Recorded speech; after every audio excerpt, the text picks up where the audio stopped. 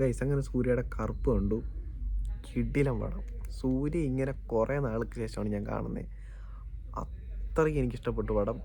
ഇഷ്ടപ്പെട്ടു എന്ന് ചോദിച്ചാൽ ഫസ്റ്റ് ഹാഫാണ് ഇതിൻ്റെ ഒരു ലൈഫ് എന്ന് പറഞ്ഞാൽ, ഇതിൻ്റെ ഒരു ജീവൻ എന്ന് പറഞ്ഞാൽ ഫസ്റ്റ് ഹാഫാണ്. അതെനിക്ക് പറയുള്ളൂ. ഫസ്റ്റ് ഹാഫിൽ ഒരു ഇൻ്റർവെൽ ബ്ലോക്ക് ഉണ്ട്. ഓഹ് മാൻ, അത് തീയായിരുന്നു. മറ്റേ മീമൊക്കെ ഉണ്ടല്ലോ ഇങ്ങനെ കൈ വെക്കി നിൽക്കുന്നത്. പീക്ക് സംഭവമായിരുന്ന ഇൻ്റർവെൽ ബ്ലോക്ക്. പിന്നെ സെക്കൻഡ് ഹാഫിലോട്ട് വരുമ്പോൾ കുറച്ച് ലാഗൊക്കെ ആയിട്ട് തോന്നിയിട്ടുണ്ടെങ്കിലും ക്ലൈമാക്സിലേക്ക് വന്നപ്പം അത് നൈസായിട്ടുണ്ട്. പിന്നെ കുറച്ച് സൂര്യയുടെ തന്നെ ഓരോ പടങ്ങളെ റെഫറൻസ് ഒക്കെ ഉണ്ട്, നൈസായിരുന്നു. സൂര്യ ദൈവമായിട്ടാണ്, ആർ ജെ ബാലാജി വില്ലനാണ്.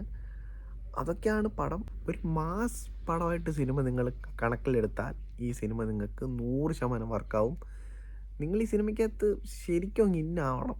പിന്നെ ഒരു പൊളിക്കുക. അത്രയ്ക്ക് നല്ലൊരു പടമായിട്ട് എനിക്ക് തോന്നി ഈ പടം.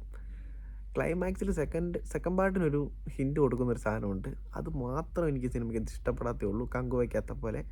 ബാക്കിയെല്ലാം നൈസായിരുന്നു. ഒരു മാസ് മസാല പടം കാണണമെങ്കിൽ, സൂര്യയുടെ കുറേ നാൾക്ക് ശേഷം അങ്ങനെ ഒരു കിടിലം പടം കാണണമെങ്കിൽ ഇപ്പം തന്നെ ടിക്കറ്റ് എടുത്തോ. അല്ലാത്തവർ ടിക്കറ്റ് എടുക്കണ്ട.